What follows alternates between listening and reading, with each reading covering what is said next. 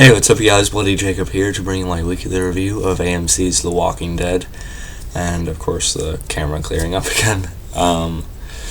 So yeah, this week's episode was, episode 12 of season 6, entitled Not Tomorrow Yet, and overall, it was definitely a pretty good one. Tons of action, some pretty bloody moments too, which of course I enjoy. That.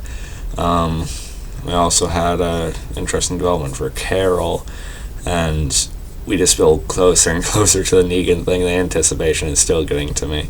I'm both excited and dreading to meet the character in the show at the same time. I'm just really looking forward to seeing Jeffrey Dean Morgan pull it off and stuff.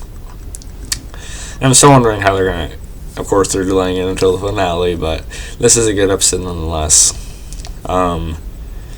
Of course, a big part of this episode obviously revolved around the plan to hit one of Negan's compounds hard. The group sort of assumed that this first area, or this first spot, was where Negan was going to be. And of course, they don't know Negan, they haven't met him or anything like that. So they just kind of assumed one of the guys they ended up killing in this episode was Negan. Maybe they should have had Jesus verify or something like that. But yeah, obviously, Jeffrey Dean Morgan wasn't among the people killed or anything like that. We all know it's building towards a villain who eventually becomes bigger than the governor and stuff like that. And of course, this whole episode kind of brings up a question. I just got done watching Trev Chantu's video review on it, and he brings up the question of did the group go too far this time? Did Rick sort of cross the line he didn't necessarily have to in this episode? Because of course you have the scene of Rick sort of encouraging or sort of trying to get people to support the plan, in order to get the food they need to survive. They need to do this deal with the hilltop, and that involves killing this group of people. And of course, you could say that maybe he was too quick, to just go and massacre a group over food, but at the same time, they had all heard, a couple horror stories about Negan and the Saviors, and, Daryl and Abraham and Sasha, sort of experienced how they treat people or other survivors firsthand. So in a way, they knew they were bad people, so it's not like it was just some group that they didn't know anything about, or they didn't hear anything wrong that they did, so they knew they were bad people, and they just went in and they didn't think anything of it, really, and just but of course they had a couple characters that were conflicted, Glenn and Heath especially, and we got to see Glenn kill his first actual humans or people in this episode, which is a big step. He was, ever since Herschel died, or really since the beginning of the series, he's been sort of like that moral compass in that regard. He was sort of, someone who would really never try to cross that line for himself personally. He would understand the idea of it in certain situations, but he would never, really want to do it himself, basically. But, as they're sneaking into the compound, he has to be one of the guys to, kill a few of them in his sleep. And Heath is actually not able to cross that line right away like that. But they both end up killing a handful of them when they fire through the door to kill a few of them that were chasing after them. And of course that really, firing a gun, killing someone is one thing. I'm not saying I know what it's like, because I don't, but I would assume that firing a machine gun through a door at a bunch of people who are coming after you is maybe a little bit easier than just stabbing someone in the head directly as they're sleeping. So I imagine it's a bit different. Where's my cat? She seems to not come down as much when I have the light off when I'm talking, but if I turn the light on and make a big show of it, then she gets all active. But this review won't go on for too long either way. So I like that moral thing we got to see with Glenn and Heath in this episode too. I am wondering, like a lot of people, how long Heath's actually going to last. I know he's around for quite a while in the comic books, and I think he's actually still alive. I don't read it myself. I just kind of watch Trev's videos on it and stuff like that. But I'm pretty sure the actor was just cast in this 24 reboot series or something like that. So I'm not sure. Scheduling could be different, obviously, but if Heath were to die now, it's not really a big deal. He's not even overly important in the comics, but we'll see where it goes. I sort of like another character like that for Glenn to sort of relate to, though. So with that whole massacre, like I said, the action line was great. We got to see a lot of brutal shooting and blood everywhere, stuff like that. But there's other stuff that kind of occurred in the episode too. I also really like how the opening really contrasted to where the episode ended up going with that brutal slaughter, basically. Again, bad people, but still a slaughter nonetheless. Because the opening had Carol, this upbeat music, of her making cookies and then bringing it to Tobin and stuff, and how that contrasted with how the episode all went down. I thought that was kind of funny. Carol makes these acorn and beet cookies, apparently. Acorn sort of be like the nut part of the cookie, and then apparently the beets were, to make it sweet. And apparently Tobin, liked it quite a bit. Before we get to what happened between them, though, Carol also did put a cookie on, Sam the Cookie Monster's grave. Because I think she is starting to feel a bit guilty, for some of the things she's had to do, and probably the way she talked to Sam too. And like I think I said before that Sam seemed really unstable anyway, psychologically. So he might have done something to alert the walkers, whether Carol said something to him or not, like however long beforehand. But I think Carol sort of did really push that fear into his head, even more so beforehand too. And her and Morgan sort of talk about that. And like I said, she brings a cookie to Tobin, and then Tobin sort of describes how she's like a mother to almost everyone here in Alexandria, but she's something else to him, and then they share a kiss. It's good, and on one hand, it's good to see Carol, move on or sort of be able to put herself out there again like that. With all she's had to go through and the psychological points she's been at. But at the same time, it does feel a little bit random that her and Tobin all of a sudden have this connection,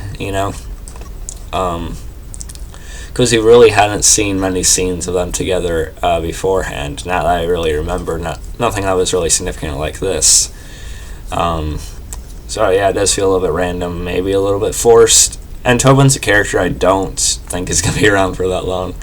He's a character that could just be killed off, just among the chaos of everything else going on this season. So yeah, Carol better be prepared to lose somebody pretty quickly again. But he's a likable guy, but he's just not a significant character, so it feels a little bit weird. I can accept that her and Daryl aren't going to be a thing, even though those are the only two that really make sense for each other. So I can kind of get past that, but at least put her with someone who we've seen her have some scenes with, at least, that actually they can actually remember anyway. But it's not bad. Like I said, I do appreciate that she's able to put herself out there again like that. So it's not all bad. And that really contrasts with how Abraham ended up handling Rosita in this episode. He's just packing his stuff randomly and saying he's leaving.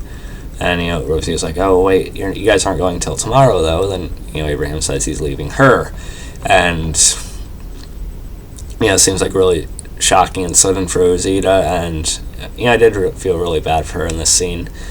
Abraham basically says that, when I met you, I thought you were the last woman on Earth, basically, and now you're not. And then he just leaves. That was cold, man.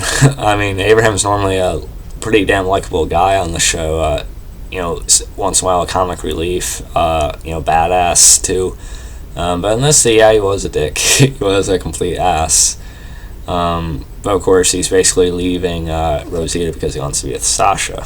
Of course, people have been debating why would he leave Rosita for Sasha. But I don't know. But again, it's personal taste, I guess. But yeah, the way he went about it is just completely wrong. and I don't think Sasha would go along with it if she knew how Abraham had handled that, but we'll see where it goes. And Abraham's a character that's sort of at risk of death right now. But again, we'll see what happens. I did like the scenes between Tara and Denise, them saying goodbye. Tara says she loves her and things like that. And she later talks to Jesus. And I forget who else was in the car. It might have been Gabriel. I forget. But, she talks about how she basically blurted out, "I love you," because she didn't feel like talking about that she had actually done something like this before, like how the group was handling saviors here. Referring to, of course, what she had to do with the governor and, assaulting the prison and things like that, and how she didn't like it. And Jesus sort of, tries to pick her up a little bit, saying that, you did actually mean that you love this person, so now you have something to fight for, so kind of keep that mindset. You're fighting for this person, fighting to keep them alive, to keep them safe. Jesus, he's a pretty good, damn likable character so far, too, I think. I like the guy playing him. I think he's doing a good job. And he kind of goes all ninja later on in the episode, too. I wish we would have gotten some, scenes of, him sneaking around during the firefighting, picking guys off with a blade or something. But, you just see him shoot a guy in the head, so I thought that could have been a little bit better than it was. But, well, I'm sure we'll get more Jesus action scenes at some point.